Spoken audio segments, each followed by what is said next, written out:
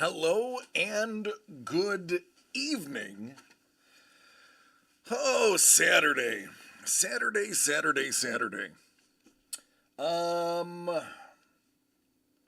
has been a long week. I'm not even gonna lie. Hellbolt is at the Chelsea game watching some soccer, aka football. What's going on, Ice? How are you doing, man? Good to see you. From the burbs of DC. Hey, did you end up going to the con? Did you go visit Kaiser by chance?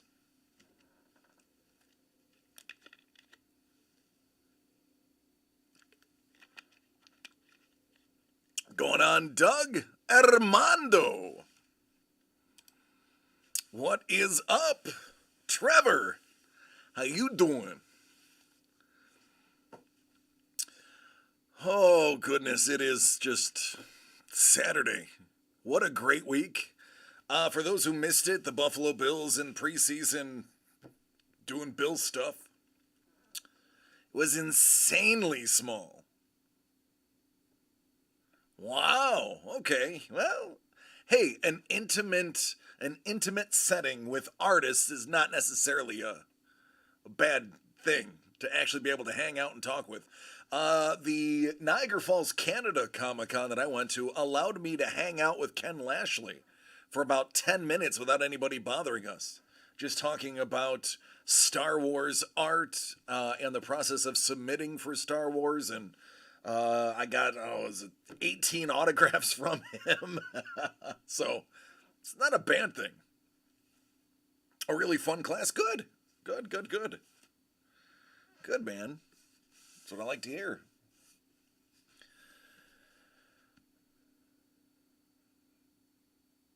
That is true. T did end up getting a dope Lashley. This one had like 10 total for Artist Alley and 3 in the vendor's hall. No signage? Oh, he's an interesting character. For those who don't know or haven't seen Brian Kaiser Tillman, he's taller than me. He's stockier than me. I wouldn't want to fight him. But he is just he's a larger than life individual. Somebody it's awesome to talk to. He can break everything down to the lowest common denominator so you understand it. He is an absolute genius when it comes to teaching art and showing people how things are done. And he has no problem showing you exactly how he does stuff, which is really cool to see inside an artist's brain, which normally can be a very scary place, but he makes it pretty awesome. He's a big dude.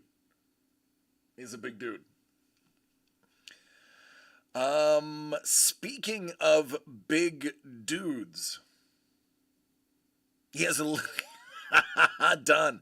Correct. He has a little bit more hair than I do. A little bit more hair.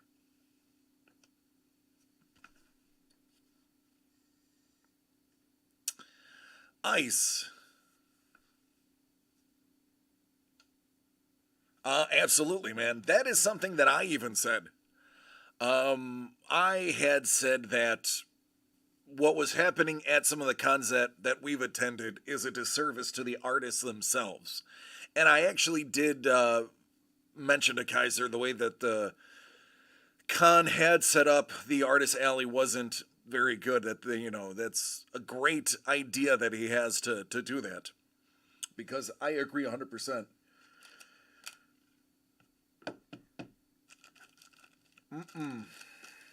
Too early for that. Mondo. Oh. Should have led with the laughing emoji. Mondo, by the way, your boxes are coming in 2 separate boxes. The original art, the large format ones, I kind of had to cut my own envelope for. So yours are coming in 2 packages. I just want to give you a heads up if you get one and wonder where the rest of it is. Just due to sheer size. The other one's going to take probably a day or 2 longer. It's out in a way. You probably got the email today. But yeah, due to the sheer size, I had to split them up. Yeah, no, I agree. I agree 100%. Mondo, yes, you did get a lot. The original art, just because of how big he did it, is in a custom-made container. And then there's a full medium priority mail box that is full. To the point where I actually took some stuff out of boxes and put them into other boxes to condense them because there was so much. So that's well on its way. Speaking of on its way, Ice, what the contents of this box are on its way to you, but what we need to do first is see what it is. So, give me a brief second to get myself squared away and we'll do it.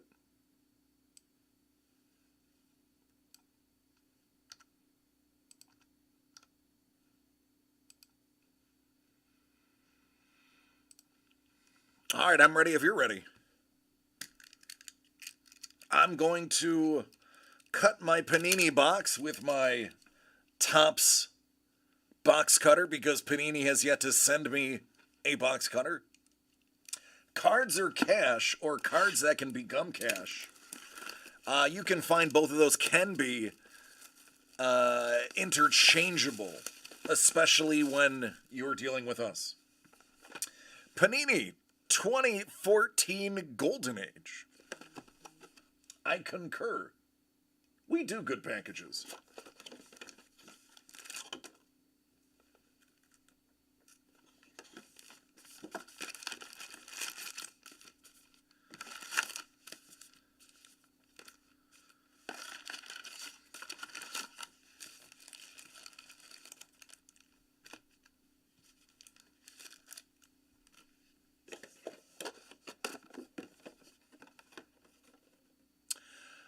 Yes, I've been saving these bottoms for you, by the way.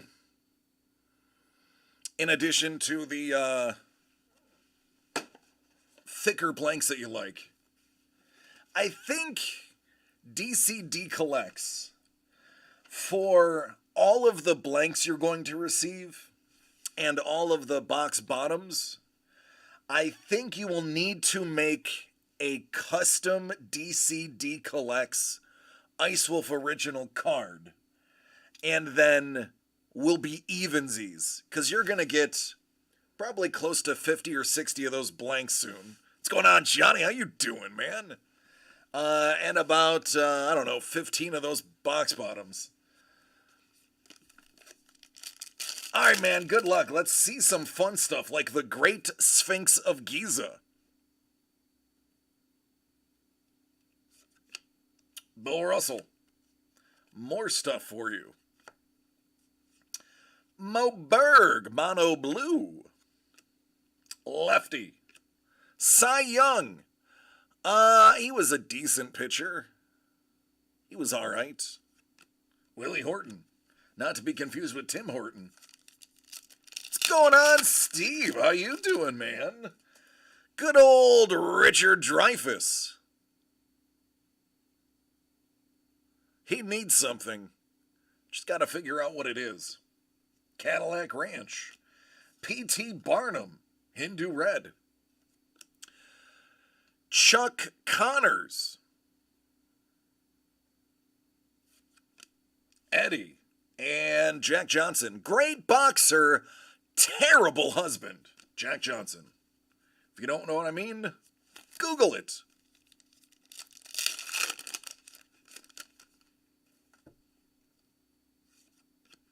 Joe Louis.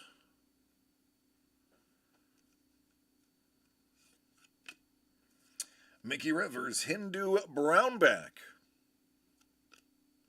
Jack Ruby. Well, I'd say he's more infamous than famous. Ty Cobb, he hit the ball once or twice.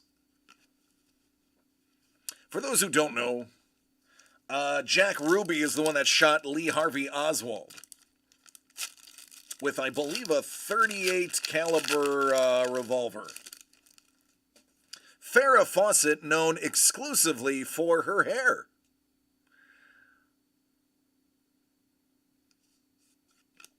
Oh, we got some stamps. Steve Carlton, Phil Niekro, Tom Seaver, and this one.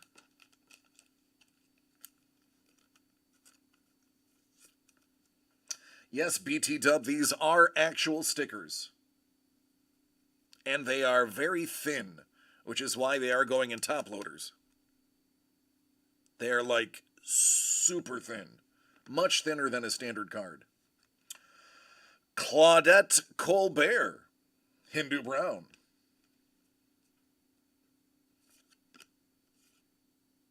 Charlie Hustle.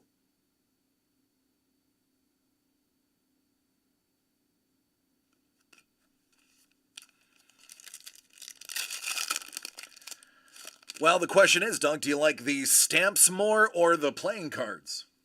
Dusty.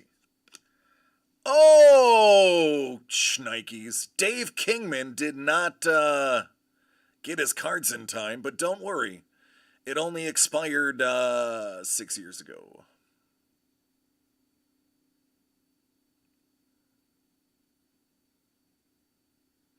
They put it next to the blank. I didn't even know it was there.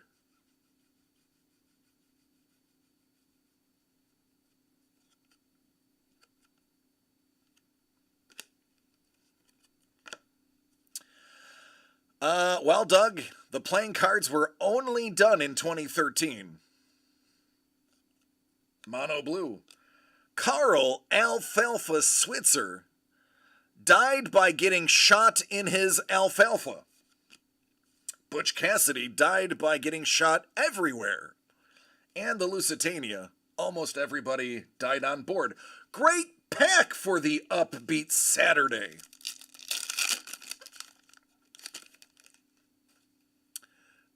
On a happier note, Davy Lopez.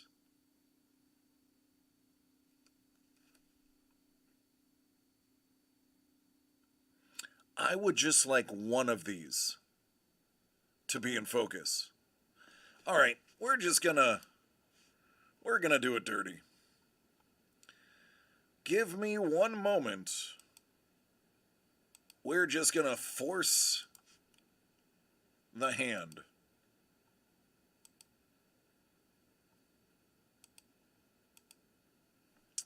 Let's say right about here.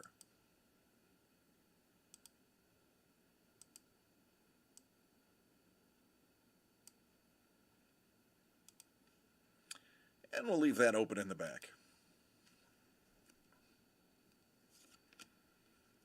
Ronnie Reagan.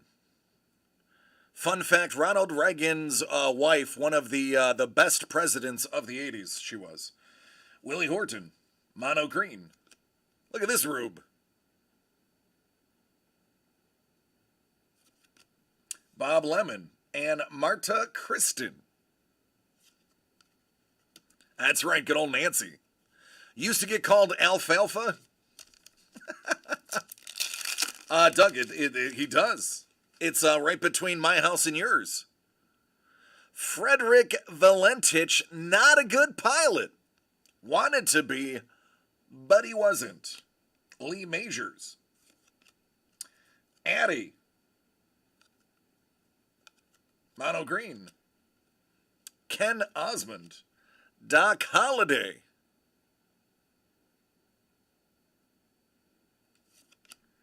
Rita Hayward. Go ahead and begin the Doc Holliday quotes now.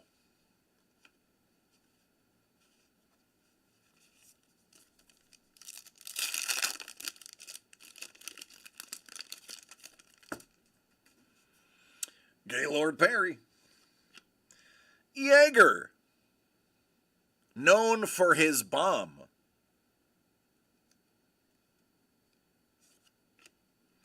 Charlton Heston. Hindu Red. Captain Eddie Smith. Lon Chaney Jr. His father was the man of 1,000 faces. Lon Chaney Jr., man of 999 faces. Jim Thorpe.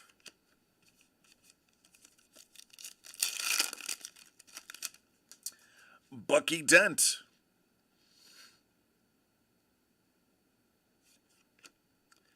Yogi.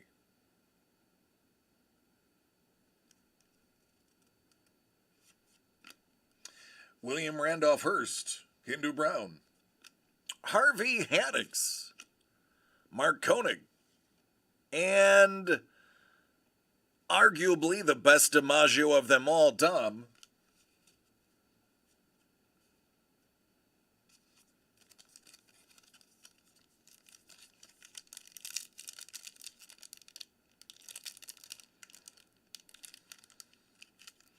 Oh, Ice Wolf, now you're speaking my language. Replace that Doc with Val's Doc. I smell a commission coming. Because, as you know, I'm a gigantic Val fan. I have more of his NFTs than I want to admit to, even though they are virtually functionless. Charlene Tilton. Gene Tierney. Casey. Hindu Brown. Dan. Bill. And PT. Great showman, not a good human.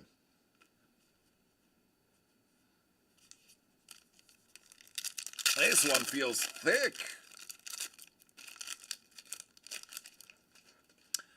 Michael Spinks.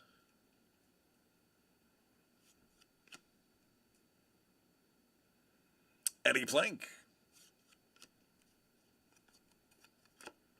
Zach Wheat.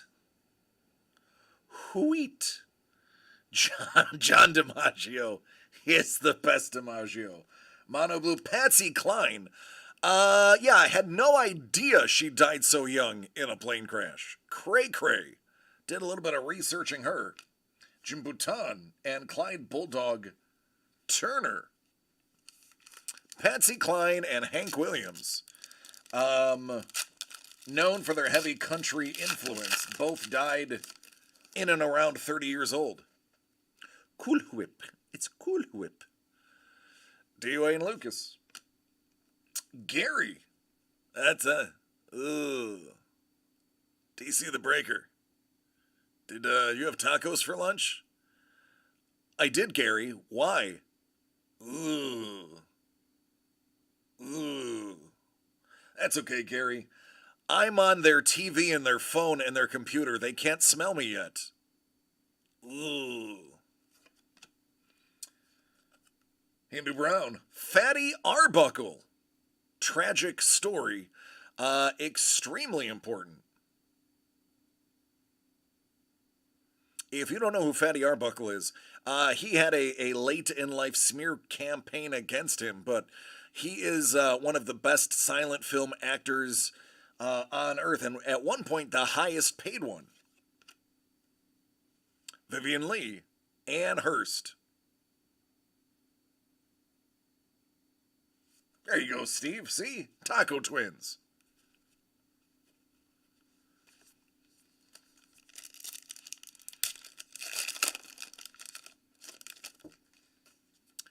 Steve Carlton. The Beatles make their American debut. Their debut. Gaylord Perry. Coco Brown.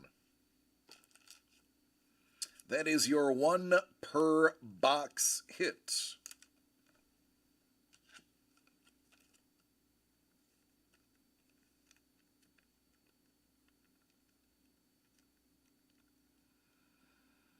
Tacos only on Tuesday? I could eat tacos every day.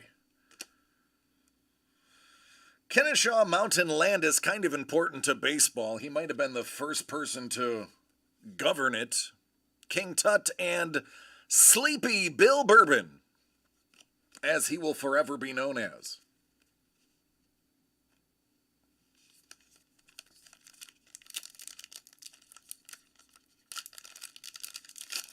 Never been to Hearst Castle.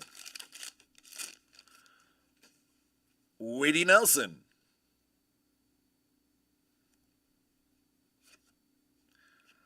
Butch. Bullet Bob Hayes. That's a mono blue. Harry Wright, Red Pollard, and Willis Carrier. It's a worthy day trip. Okie dokie. I love driving up the PCH. I'm not going to lie. I don't mind the 40 minutes because it's a great view. I don't feel like there's a lot of cards in this pack. Joey. Dave didn't sign my cards, Kingman. Patsy. Chuck and the Bullet.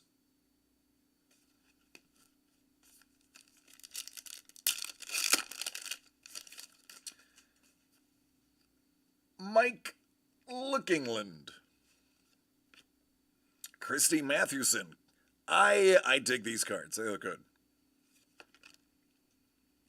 Steve Yeager, Hindu Brown. Delahanty. There you go, man. Baseball Hall of Fame and Tom Harmon.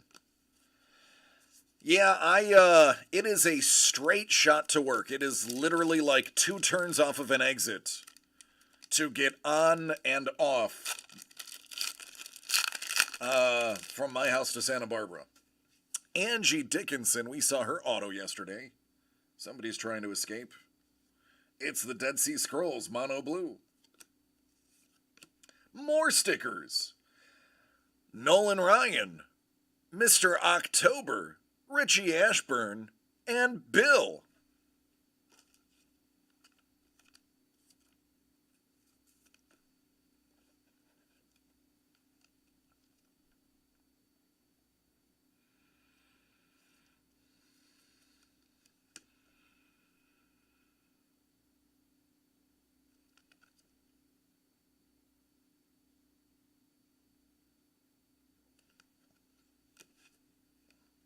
Harold Lloyd, silent film actor. Ken Gleason and Casey.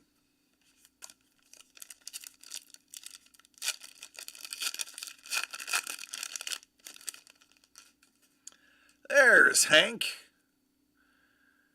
He died super young too. Did not know that. Jorge Velasquez.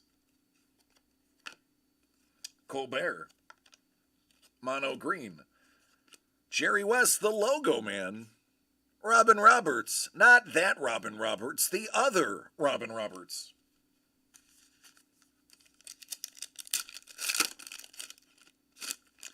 Jimmy. He was 27 when he went. Loretta Swit. What up, Fred? Mono Green. He put the laughter in Slaughter. It's Enos.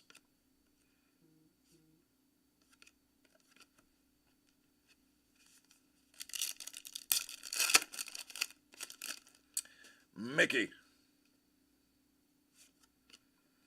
FDR. The Sundance Kid. Hindu Brown. Pat Priest. Christy Mathewson. And another Sundance.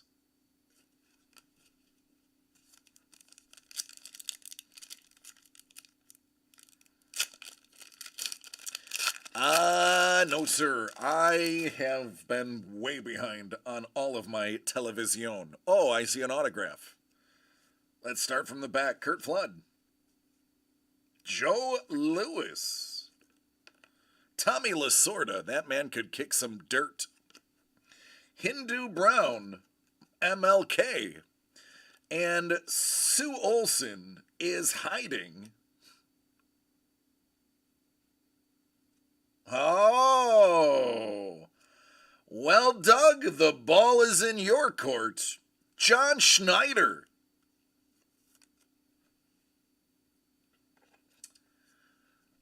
Doug. Congratulations, Ice. Luke Duke.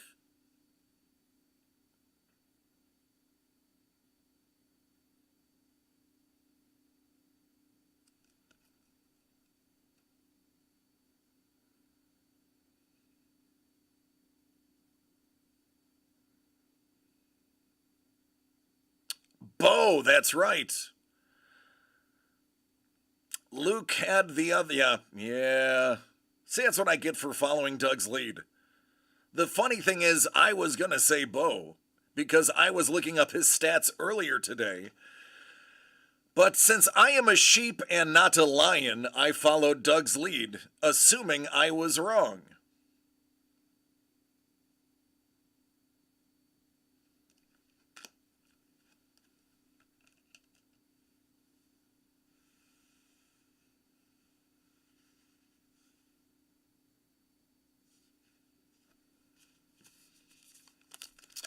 Let's keep going. Because I believe they might have replaced your relic with that other sig, so we'll see. Gamble. Wheat. Haddix. Mono Blue. Connie Mack. Now, this is not the comedian. I know they look a lot alike. This is not Bernie Mac. This is Connie Mack. Rabbit. You want to know about a character? This man was a character. Go through his wiki. The man knew no bounds. That's all I'm going to say. And John Pemberton. He was the pharmacist that invented Coca-Cola. He loved drugs. I'm not making it up, it's true. And to find new and inventive ways to get drugs in his system, he invented Coca-Cola. The more you know.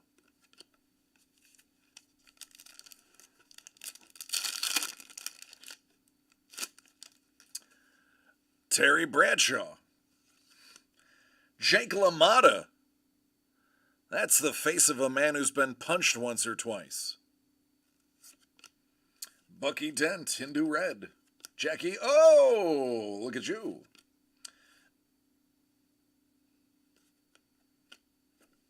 And last pack before we hit the topper. Bill Schumacher. Colts down the Giants in an instant classic. Jorge Velasquez, Hindu Brown. The Model T. Liberace. And Ulysses S. Grant.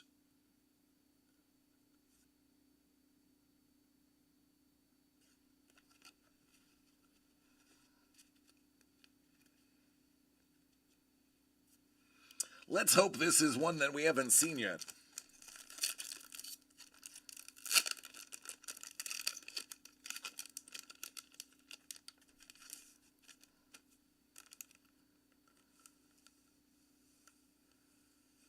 It is a new one. How about the presidents?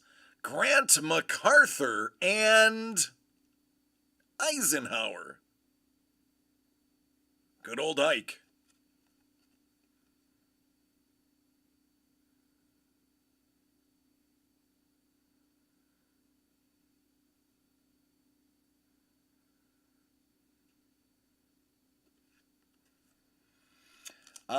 We have a gang of these. They are very inexpensive if you want to continue having fun. Right there, that whole shelf is full of them. So if you want to dig into the past and see some cool-ish, well, Kevin, it is that Duke boy.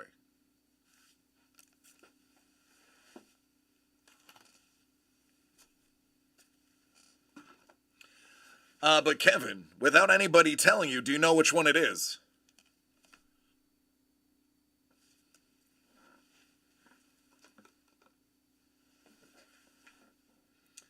And by the way, legendary artist Kevin P. West in the house.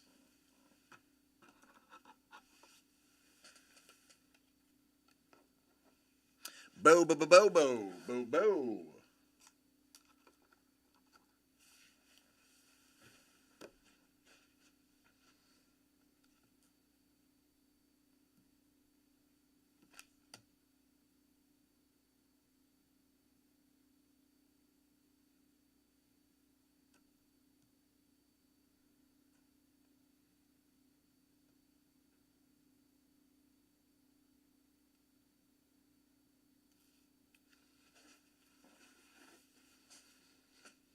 That's true.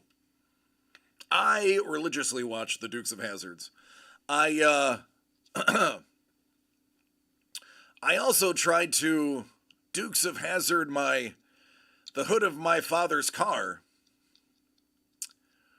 when I was like 5. Yeah, wearing jeans. It was a 74 Stingray Corvette. Didn't end well for me or the hood. Just some good old boys.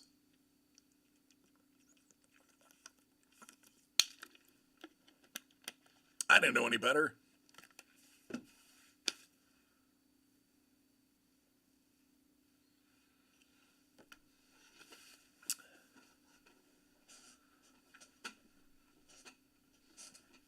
Ooh, let's see if we can get the whole song.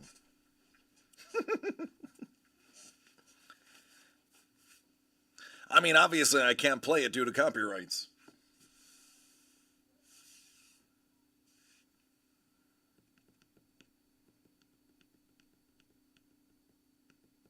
Coltrane.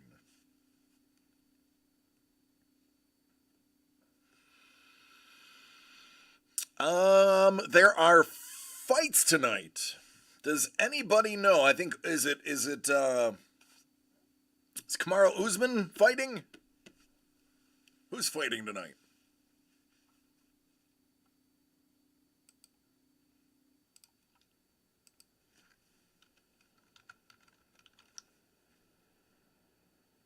It is Kamaru Usman versus Leon Edwards.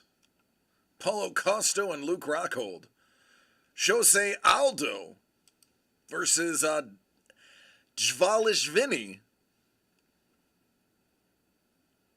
It's actually a good card. Who's on the prelims?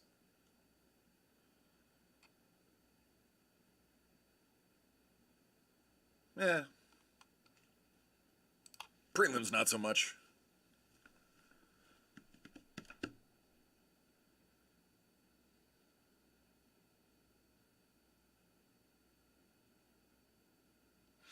Oh, Kevin, I did too. I was the exact same way.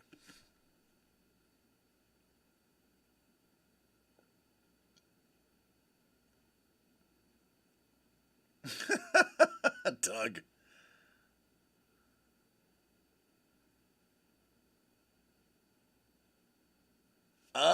He had Enos in there. Done. Monday, per your request, I will drop your package in the mail. The label's already printed, so you may have received that email. How's the trip, by the way?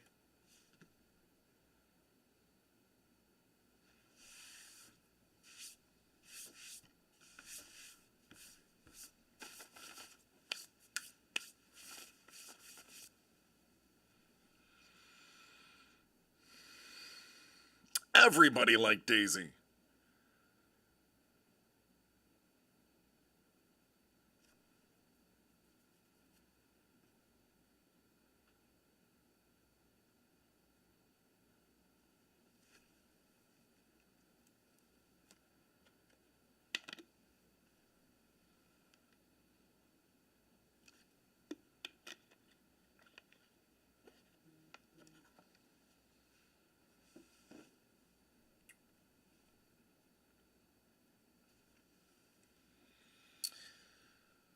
Oh man, I'm gonna have to share that one.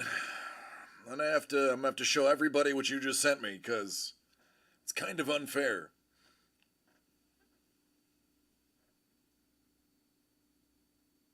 I don't care if the Bible says it's a sin. If that's a sin, I'm all in.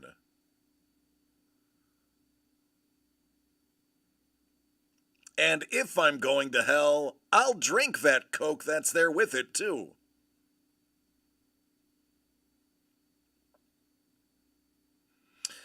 You know what? I'm gonna put this right here. Woo, jeez, there we go. I'm gonna put this right here. Um, I have family in Maine. As a matter of fact, most of my grandmother's family is in Maine. My grandmother on my father's side is half French and half Native American, Canadian Native American. Um, and they came from, well, Canada and Maine was a very murky territory early. You just freely passed back and forth before America decided that this is ours. So they came from Canada to Maine. So all of my grandmother's family, all she had, I think, 11 siblings.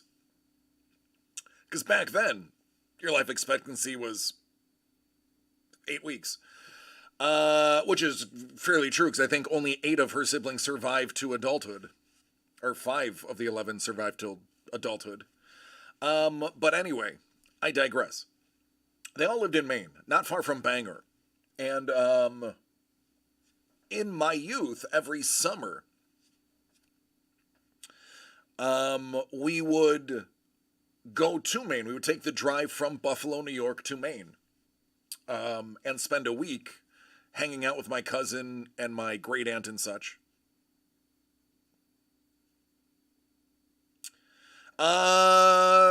Craig, it went out. Everything went out in one package. So we would go there, and they would rent a cabin on one of the many, many lakes. And they had a friend of the family's that was in lobster business. And in addition to that, they also lived on the coast, and they would set their own traps underneath their own docks. And we would literally get lobster for like $3 a lobster. And it wasn't like by weight. It was just like $3 a lobster. Just give me $3, I give you a lobster. And the part of the picture that kind of brings this story to forbearance is we would save up our newspapers for weeks as we got ready for lobster days. Now, this I know is a tablecloth that is meant to look like newspapers, but it is created to mimic what most people did, and that's laid on the newspaper to soak up all the butter and the juice that would fly all over when you would crack it with the crackers. So we would come bearing stacks of old Buffalo News newspapers to spread out on. They would put 3 or 4 lawn tables side by side lengthwise, and there'd be, no joke, 20 or 30 of us, all eating lobster at once. Huge lobster boil. It'd be 2 pots going, and it was awesome. But I never realized growing up, because being in Maine and paying like a couple bucks a lobster, I don't remember if it was 3 or if it was like $2. It was like just stupid cheap. Even in the 80s, it was just dumb cheap. To the point where we'd have huge Coleman coolers filled with them. We'd have lobster races in between boils. We had fun. We would take the rubber bands and shoot them at each other. It was a great time. But then I would come home and I would tell my friends all these stories. But, we had like lobster for 4 days straight. And they're looking at me like, nobody has lobsters for 4 days straight. Now, I grew up really, I'm not going to say really poor, but very poor. We were not well to do. That is true, Ice Wolf. It was trash in the beginning. It was something that would get caught in the crab traps. And it was true. If I had to tally this before the age of 15, I'm not exaggerating, I probably would have eaten 30 or 40 whole lobsters before the age of 15, just from spending summers there. Because I would probably have 1 to 2 every night for the 3 or 4 nights that we would actually have it. And that went on for years. Now, I'm not paying $20 for a lobster. I will live vicariously through Don and the pictures he sends. But it brings back very fond memories of me hanging out in Maine. Excuse me.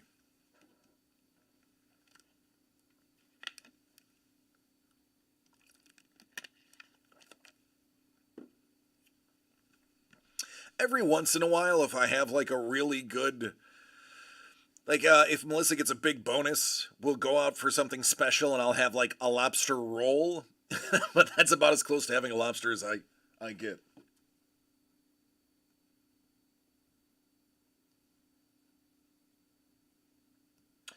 All right, you did not come to hear about my gastronomical adventures. So, who is next? Let's get it on.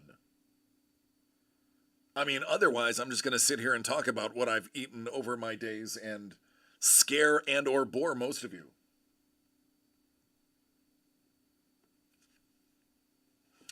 Don said I had lobster mac and cheese in Boston on Thursday, lobster grilled cheese yesterday, and lobster today, and lobster pizza is coming tomorrow. I only eat lobster when I'm in Maine. Mostly, yeah, for most of my life, yes, that's true.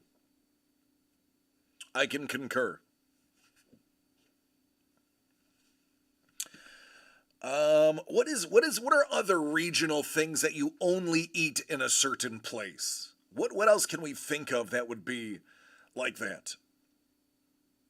I will tell you, after living in Texas, I will likely not have fajitas anywhere but Texas. SoCal has the best carne asada tacos in the world. How about that? Yeah. I will tell you though, fajitas were invented in Houston, just outside Houston, by a woman named Ninfa. And you can go to Ninfa's restaurant. She has since passed. It's either her son or her grandson runs the restaurant now. And we went to Ninfa's, Melissa and I, and had one of the most fantastic experiences of our lives eating there. And it was not very expensive. The portions were gigantic.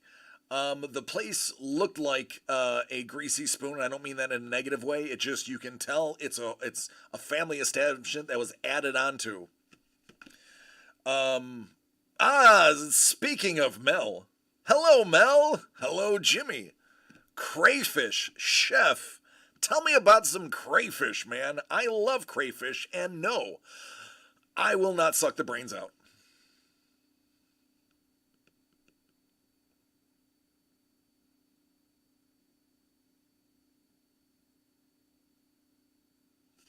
Sounds good. Flautas. Yes, they were. They're very good. Very good. They had, excuse me. He was doing this like cheese roll flauta type thing. And like literally he had to like, so he had this plate and he's like making the cheese in this cauldron. And he's got it to, it's like the perfect consistency. It's stretching like a rubber band. It's great. Chef, if you've been there, you know exactly what I'm talking about. And he's just whipping up these cheeses. And then he's got 2 forks going. And then he's got the tortilla laid out, or whatever the proper term is. And he would just like, spoons. That's what it wasn't forks. It was spoons. And he would scoop it up and like toss it between the spoons.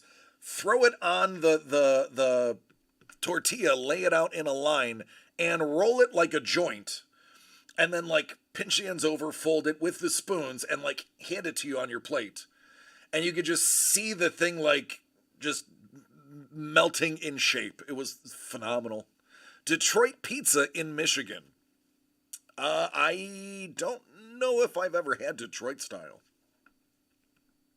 The Santa Maria tri-tip sandwich. I did have tri-tips here. Doug made me do it, and I don't regret it or hate him for it at all. Good stuff. Palm Springs, go to Las Bonitas. Hashtag you're welcome. Las Bonitas, if I'm not mistaken, is Spanish for the Bonitas. So I am all in.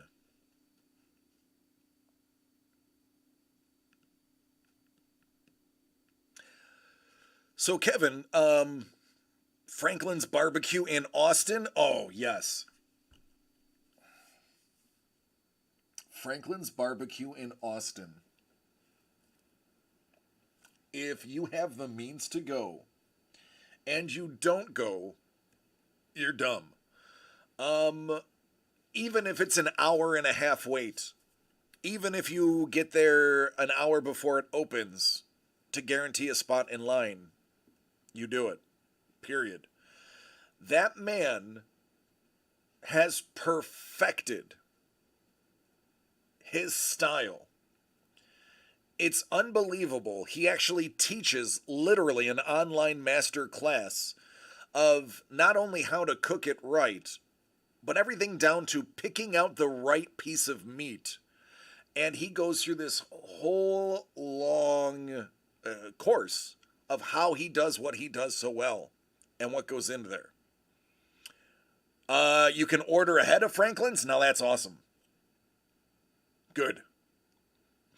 There was a movie, I think it's called Chef, with Jon Favreau.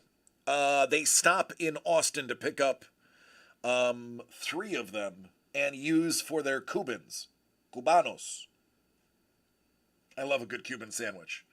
Just take the pickles off and I'm fine.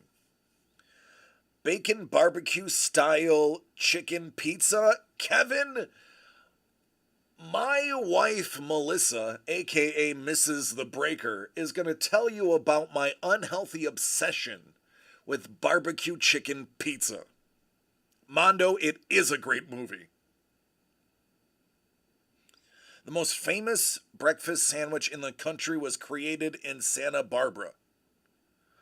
I did not know the dead hooker sandwich was invented in Santa Barbara, Doug.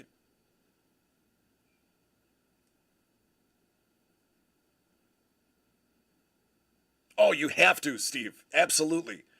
Absolutely. Yes. Yep, I did not. So I went to Austin. The Egg McMuffin. Well, that's a close second. Wait, are you talking about the McGriddle? There is a book. It is an awful book. It's a terrible book made by a terrible person. The book is called "I Hope They Serve Beer in Hell." Tucker Max is the autobiographer, I guess. He's a human garbage man. And there is an excerpt from his book, which I don't suggest you read unless you want to be offended, and definitely don't read it if you're easily offended. But he has an excerpt about never speaking ill of the McGriddle sandwich, or something very specific will happen to you. Hidden Valley Ranch is also the original ranch. Therefore, ranch dressing was invented in Santa Barbara. So I hate Santa Barbara a little bit because of that. Because it's blue cheese or go. Aaron Franklin, only pitmaster to win a James Beard Award. Yeah. I've had a chicken McGriddle. I can agree with that. At first, I was not a McGriddle guy. And then I did the chicken McGriddle, and it's basically like chicken and waffles. And if you've never had chicken and waffles, trust me, there's a reason Roscoe's is famous for it. You have to try chicken and waffles. It's fried chicken and waffles. San Bernardino, home of McDonald's and Taco Bell.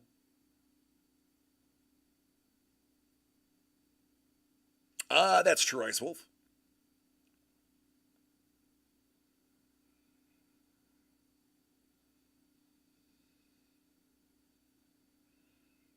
Now you guys are getting me very hungry. I ate 6 hours ago, and I'm not going to eat for another 3.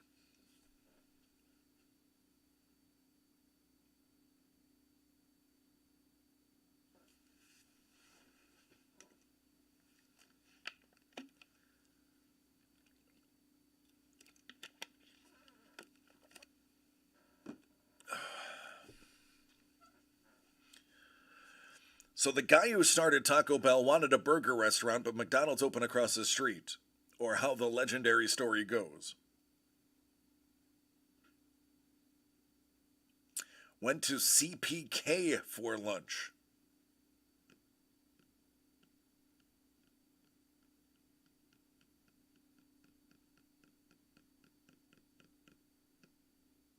I don't think I know what CPK is.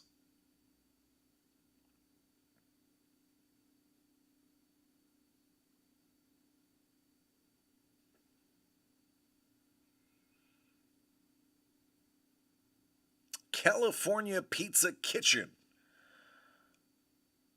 Oh, okay. I don't know what that is. I guess I'm going to have to find out. Are they in California? They created the barbecue chicken pizza. Well, damn. Mel, we're going to CPK.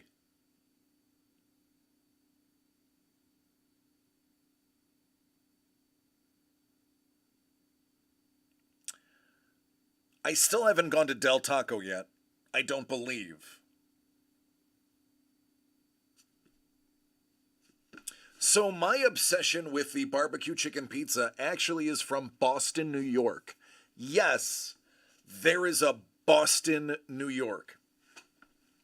There was a pizza place called Valley Pizza.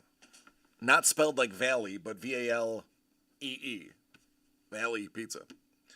And it was my so, so I grew up working on a farm. Yeah, insert your turnip jokes here. From age 13 to 18, I worked on a farm, a heifer farm, baling hay and other stuff. And the farmer, Harold, who's no longer with us, his son opened a pizza place in the valley, because Boston is actually a very hilly area. So in one of the valleys, he created this pizza place, called it Valley Pizza. And the pizza was good, but he had this ability to make this barbecue chicken pizza. Dinosaur barbecue is phenomenal. They finally got one in Buffalo right before I left. And it was a cheddar, he would mix cheddar with his cheese, and there was like 4 cheeses that he used. And he used one company very specifically, and it was very expensive, their barbecue sauce. And it wasn't sweet, and it wasn't smoky. It was this very middle of the road barbecue sauce. And he would chunk his chicken as opposed to slicing it. And then he would drizzle a spiral on top of it of barbecue sauce as well. And I'm not exaggerating. I could sit down and eat an entire large pizza by myself and not get sick of it. Unfortunately, that place burned down, and he never reopened a new one. But that started my obsession, so now I've always been searching for one as good as the first. I've been chasing the barbecue chicken pizza dragon since the first hit I took. And I haven't found one as good, but I've found many that were good. I've found quite a few that were terrible as well. But, let me catch up.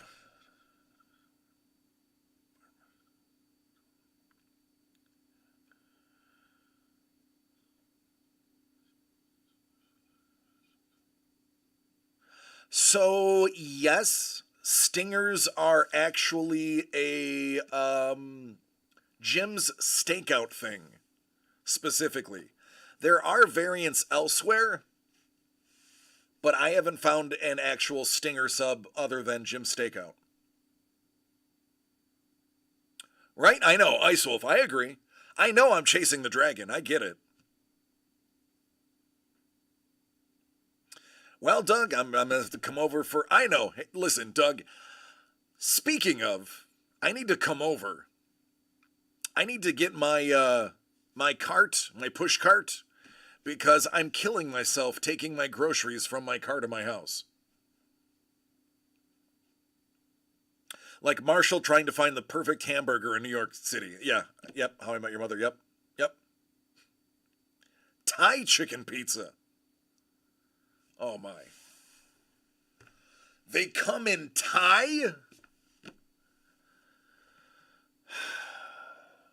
My goal was to lose weight coming to California. Being on camera more. That got set back when the gym in my building is still closed. They haven't finished building it. It's supposed to be done in like a week or two. And now you're telling me there's Thai?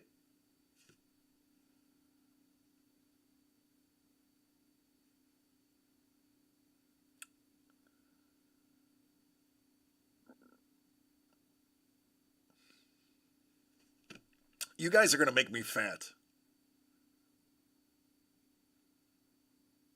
It's like a salad on pizza that tastes good. Speaking of a salad on pizza, this has nothing to do with that. There's this phenomenon that the guy at Valley Pizza told me about that is an absolute bonkers idea, but actually makes really good sense. No, they haven't built it yet, Mondo. Our building is so new, they're still building the building we're living in.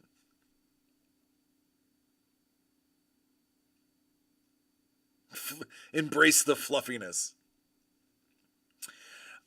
So there's this thing, it's called cold cheese pizza.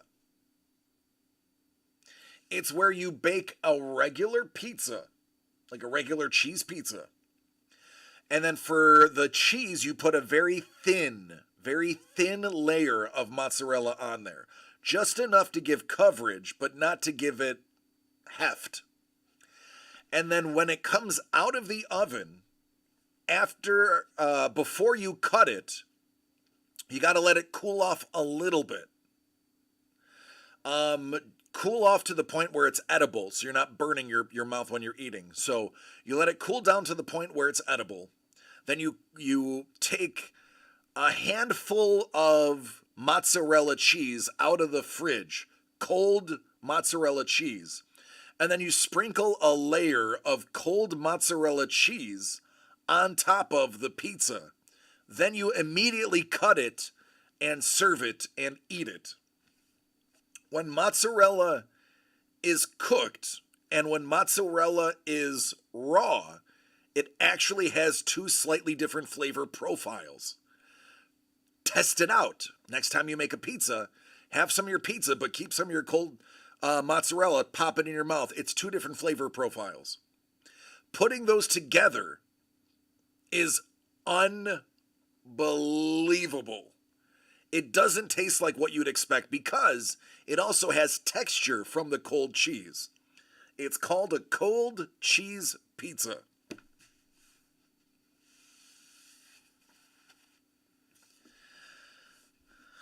Favorite pizza is a Sicilian. Daniel likes the Jamaican jerk. And the Dane gets the California club. Burb. Gotta get food. All pizza is edible, warm or cold. It's true. What I'm saying, Kevin, is not scalding hot so you lose the roof of your mouth. I'm saying let it cool to where you can eat it without hurting yourself. And then sprinkle a good amount of the cold cheese on top of it. Forget about it. Next time you get a cheese pizza, or you could probably do it with pepperoni. I've never done it with pepperoni. It just tastes good. It's the only way I'll really eat a cheese pizza just plain. It's worth trying. It is. I mean, what's a bag of mozzarella is $3? Just buy it and try it. Nikki loves Jamaican jerk. I want Jamaican jerk pizza now. Garlic potato pizza? It's interesting.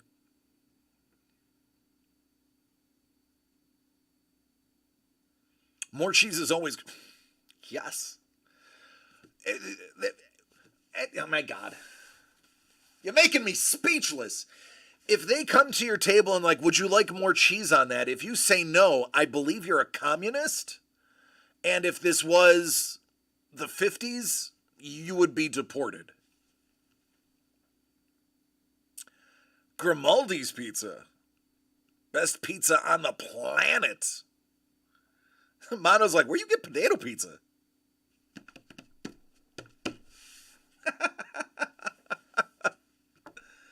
Right? Where'd it be?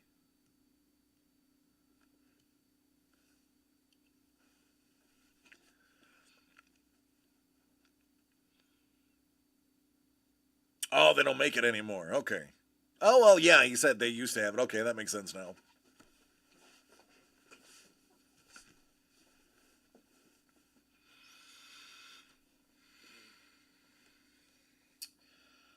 All right, I gotta look at something now.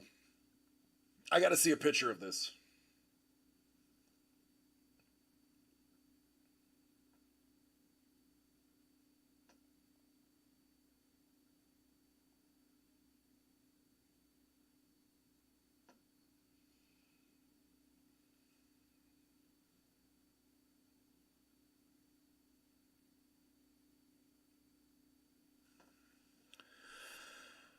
Oh, goodness gracious.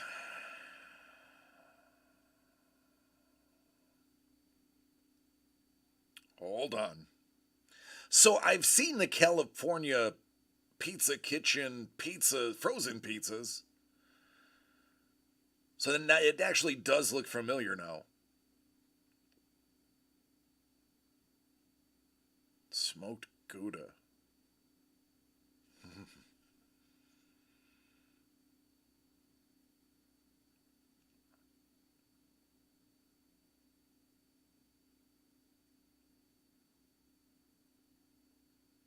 Spicy Chipotle chicken pizza. Gosh dang it. Gosh dang it.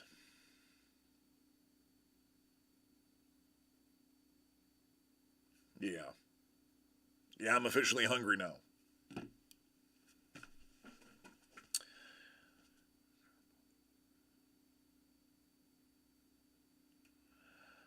Need to go to Carmel, and there is a place called the Cheese Shop. You'll never want to leave. My charcuterie boards are legendary because they're the size of tables. I actually do grazing tables for 10 or more people. If it's less than 10 people, I do a standard charcuterie board plus. Love it. It is, Doug. Oh, ladies and gentlemen, you've awoken the sleeping dragon. Lee Cozy is in the house.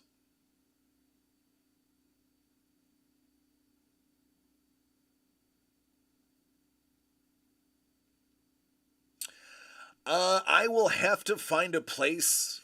Yes, I will have to find a cheese place close by. How far away is Carmel from me?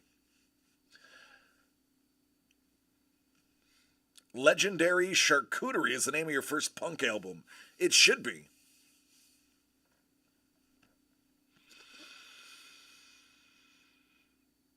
$5? I'm not driving 5 hours to buy cheese to then drive 7 hours to get to Santa Barbara.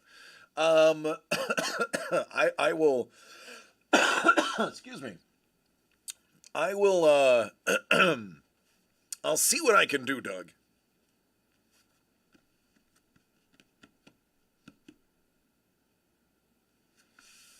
Yeah, literally the sleeping dragon.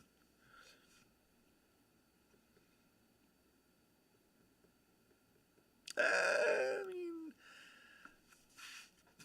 I'll go eventually, but not by Thursday. Stay at a B&B.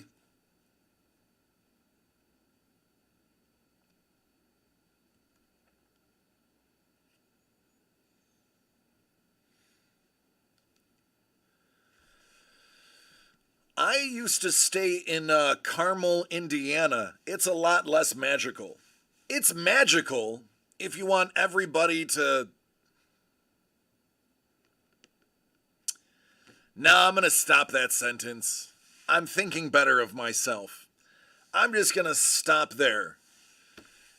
I'm going to stop short of speaking ill of Carmel, Indiana.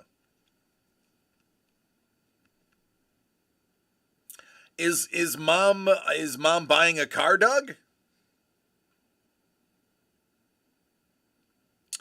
I mean, Lee, which boxes are you talking about? These are the ones that we had. Those are some of the baseball that are left, some of the Star Wars that are left. These are the 2014s. We opened one a little bit earlier. I got 8 of those left and a gaggle of Star Trek left. Clint Eastwood was once the mayor of Carmel. What's the purple thing? I have a purple thing? Oh, this purple thing?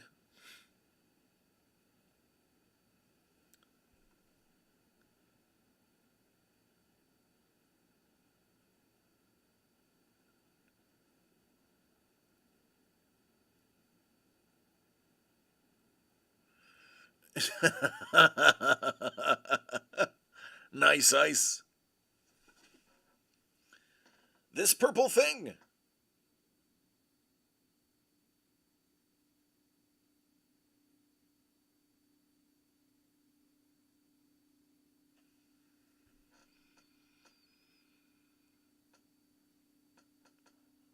It is the Ghoul Game hit. It's the last one.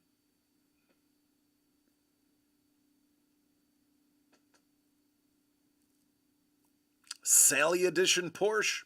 No idea what that is.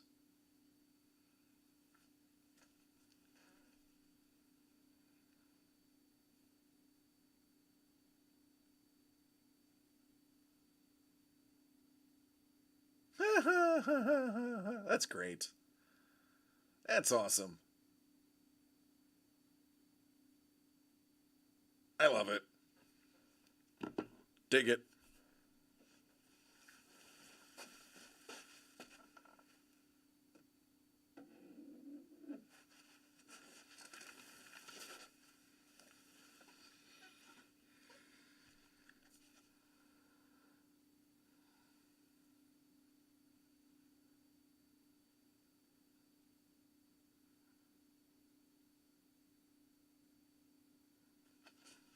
The album?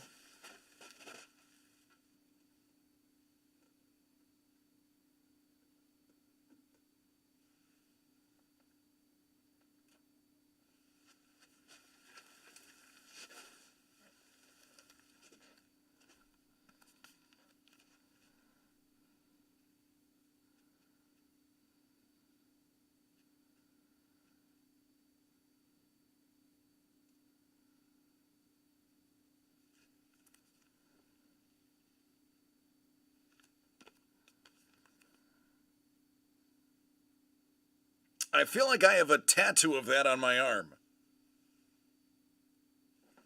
Right?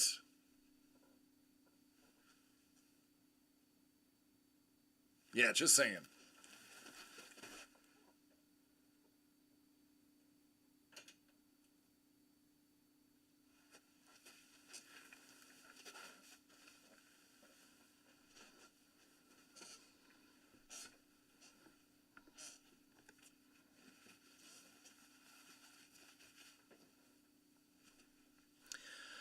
The Mondo album might be going into our San Diego Comic-Con exclusive box. We'll know more next week.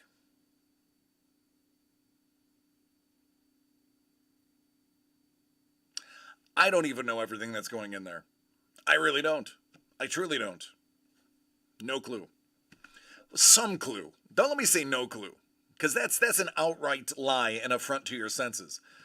I have little clue of what's going in there. I have seen almost nothing that is going inside those boxes. I am going to be just as surprised as you are when they get opened.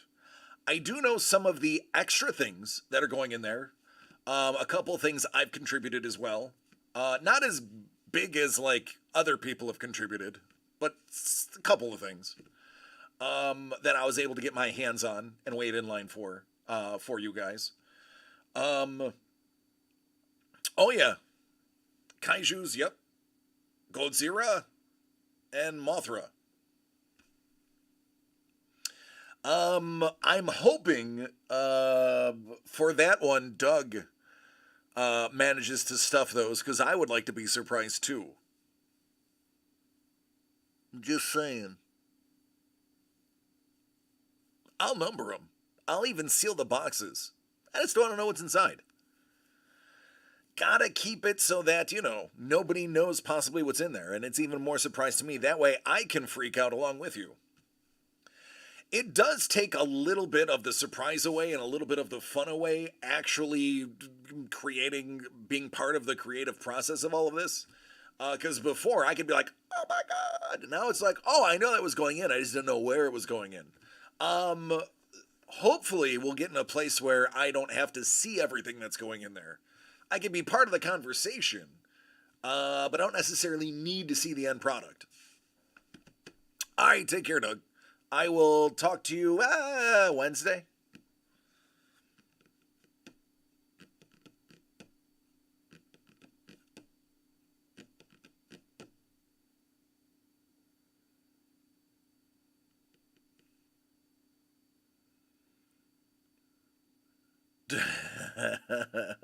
Mondo album does not refer to you in any way. Mondo, I feel like if you had an album, it would be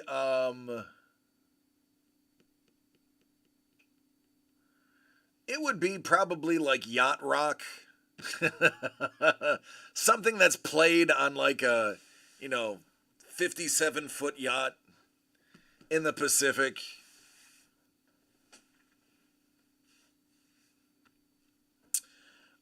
Craig might be going into the San Diego Comic-Con box.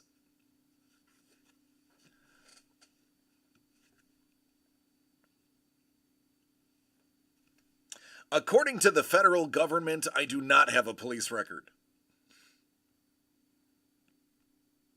Pop in bottles. That's right, pop in bottles.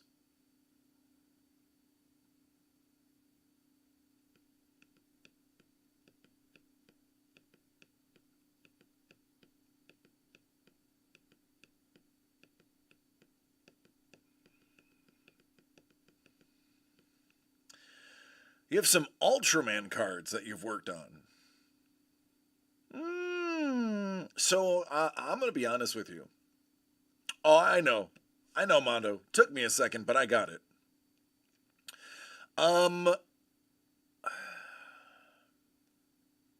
I don't know anything about Ultraman. I'm aware of Ultraman. I have been told I am a what's the polite term? Uncultured swine for not knowing about Ultraman, but I am aware of Ultraman. I never got into it at all. But I'm sure Doug and Trevor, specifically Doug, probably more than Trevor, could go on an entire dissertation on Ultraman, his origin. Probably owned the original designs and sketches of. And Trevor's probably related to somebody that worked on it. But I'm not totally familiar. And Steve has some friends working on the Ultraman movie at Netflix, and there you go. I'm going to have to lean on the chat for this one. I'm aware of it. I know who it is. I can identify them from a lineup of usual suspects, but never got into it.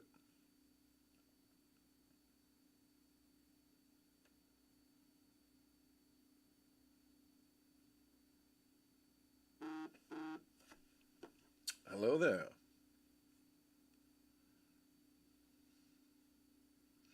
Hellbolt is living his best life right now, by the way.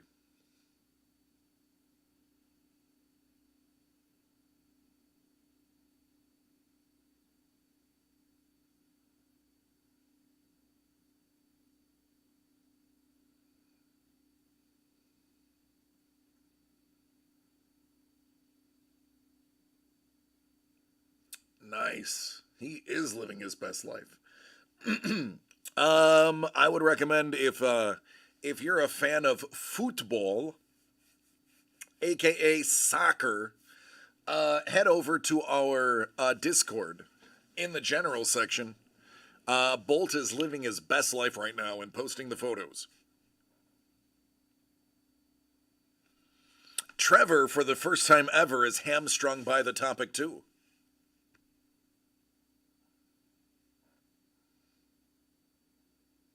Big Man Japan always felt like an Ultraman story if Ultraman had hecklers. Are you saying Ultraman doesn't have hecklers? Is Ultraman a homicidal freak in a costume that kills hecklers? Is this what you're saying, Lee? I'm confused. Clarify.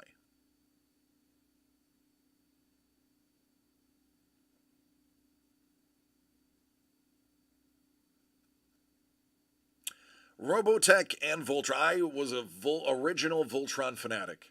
I would have to assume I watched every episode of Voltron, every episode of Thundercats.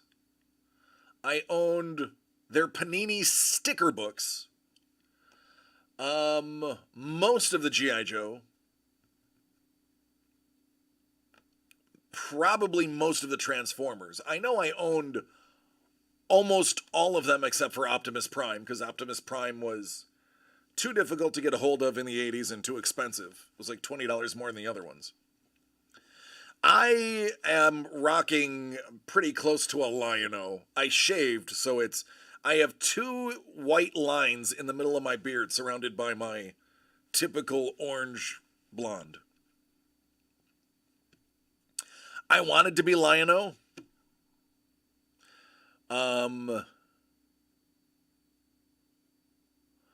My parents did buy me the sword and gauntlet, which broke really quickly because it was made of cheap plastic. I had Castle Grayskull from He-Man.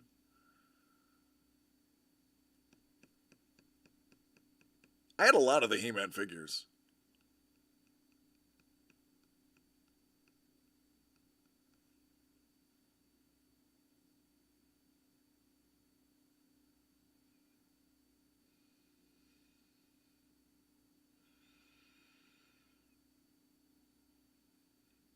Oh, got it. Thank you, Lee. Optimus Prime was my wife's boyfriend in elementary school. Dig it. Yeah. Oh, yeah. Yeah, Thundercats was amazing. What was the other one?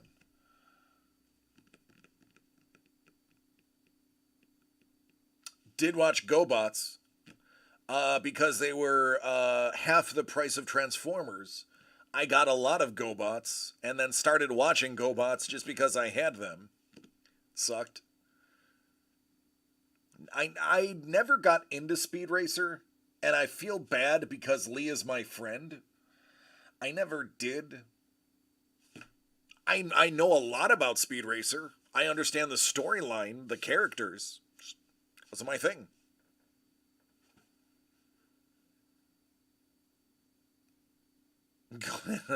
GoBots had like the easiest toys to transform. It was just like, pull these apart and bend them forward. Those are arms and legs.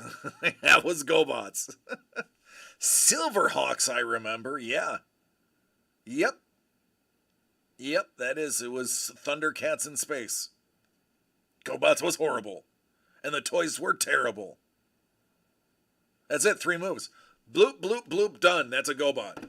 That was your welfare transformer. That was your EBT transformer. That's what it was. Let's call a spade a spade. That's what it was. It was the EBT transformer. I mean, I loved G.I. Joe. I was G.I. Joe pre-Sergeant Slaughter. G.I. Joe got really adult when it started getting into, was it Serpentor? Who was the one that killed, that was made from the DNA of Sergeant Slaughter and killed Duke? Sorry, 40-year spoiler alert, 30-year spoiler alert. Was it Serpentor that did that?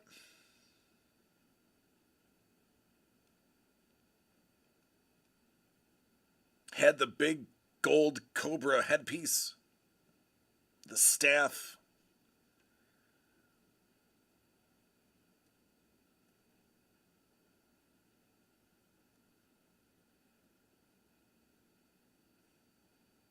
Wow. I'm going to write that down. I stumped Trevor.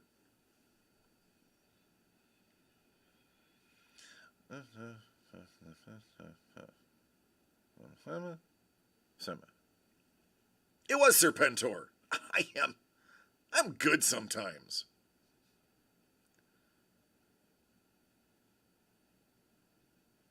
There it is. There it is. Give me this. Show me this. I'm clicking you. Show up.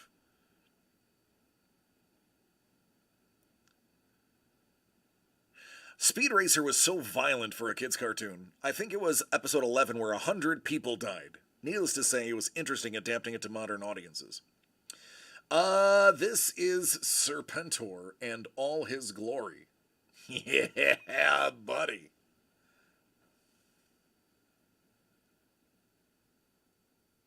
So when they got to the, if I remember this right, I could be wrong, but this is how I remember it. That's got to be one of my shows. History as I remember it, a statistically inaccurate recollection of history.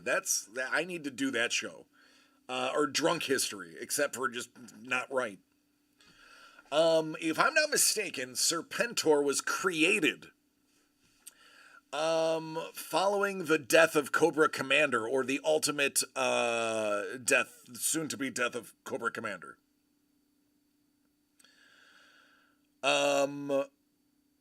Craig's like, let me get home. So, they created Serpentor. Serpentor was made up of, like, the best of the baddest and the best. And they collected DNA and stuff from multiple people to create Serpentor. Again, I could be completely wrong, but this is what I remember. Or think I remember. Or remember it as much as I believe. I'm not going to look it up because it's more fun doing it this way. So it's like, it included like Sergeant Slaughter's DNA. They got a piece of Sergeant Slaughter's DNA. And they took like the DNA from like multiple different characters. Lee's like, I hated G.I. Joe. No one ever died, so it was a battle of attrition between two groups with almost unlimited resources. Duke died. Just saying. Duke's death was like a violent death too. It was right around the Serpentor era that I was like, dang. This is getting real. This is getting real. And he was created to be like the ultimate bad guy to defeat G.I. Joe.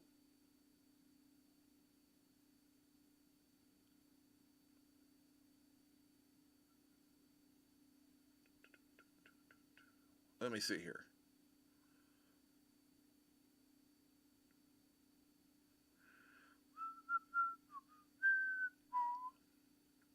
All right, so here is it. This is the official biography. Let's see how far off I was. Serpentor was designed to be the ultimate Cobra leader. Dr. Mindbender and Destro combed the tombs of the greatest leaders in history to find cells with DNA traces. These long-dead genetic blueprints were combined to produce a clone with the genius of Napoleon. I'm going to disagree with that. The ruthlessness of Julius Caesar. Okay. The daring of Hannibal. Yeah. The shrewdness of Attila the Hun. I'll agree there too. Serpentor is a brilliant tactician and a master of political intrigue and was eventually capable of wresting control over Cobra from Cobra Commander.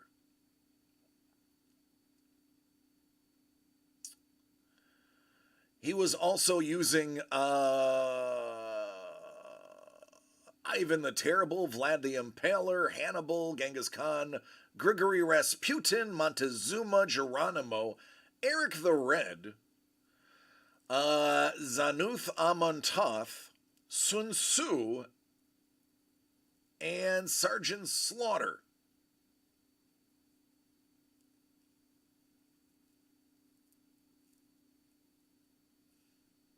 I wasn't far off. Robotech, on the other hand, killed major characters off left and right, including Ray Folker, the guy who was seemingly undefeatable. It was like the A-Team and nobody could shoot anything and hit it.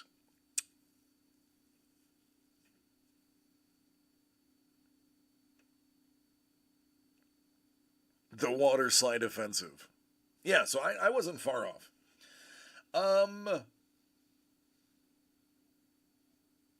As a result of, so Sun Tzu's didn't get in there. And because they missed Sun Tzu's DNA, he was intolerant and overbearing.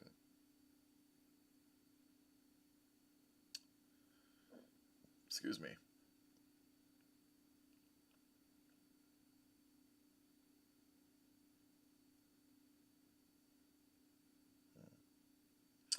But yeah, yeah,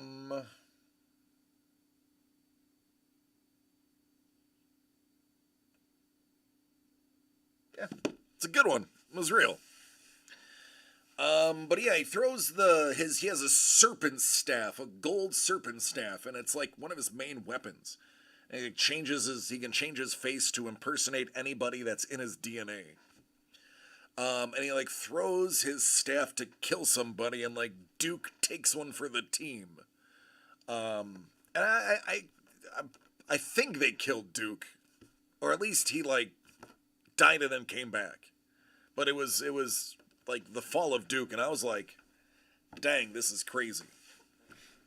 It's those plot twists when you're a little kid. Where is it? Yeah, he didn't do very well at Waterloo. And he's not as short as everybody says he is, I guess, historically.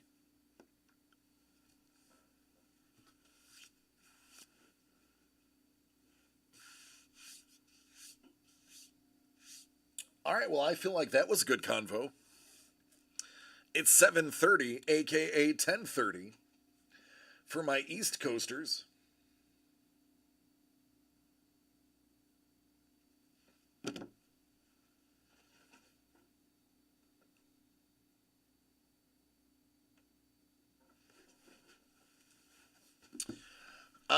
Does anybody have any other things to talk about? Or are we going to call it an early week? Your call. It's your show. I'm just hosting it.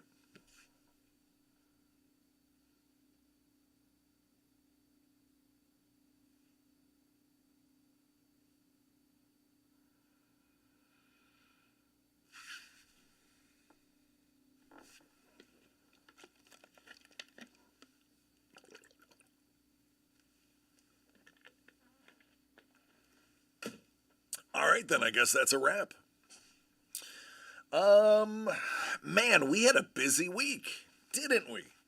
We opened a ton of stuff. Original art. We opened some baseball. We opened a lot of stuff over this last week. I think it went well. So starting next week, I want to remind everybody Tuesday is not going to be the shipping day anymore. We're going to start shipping on Wednesday. Just to clear up my schedule and make it a little more compact, make it a little bit easier for me. We're going to do that. So anything that was purchased this weekend is going to be sent out on Wednesday as opposed to Tuesday. Aside from that, there are still things on the site. Feel free to order throughout the week and we'll get them handled on Thursday. And that's it. I love each and every one of you. Thank you so much for hanging out with me on a Saturday. Go watch the UFC fight. Go watch some preseason football. Go watch something that you will enjoy. But take care of yourselves and each other. There's Hellbolt. I love you, man. We're just talking about you. He says, I'm saying hi from the field in Portland. So there you go. Go on go in the general chat on our Discord and see the amazing pictures that he's posting. Aside from that, again, I love you. Take care. Be safe. And I will see you.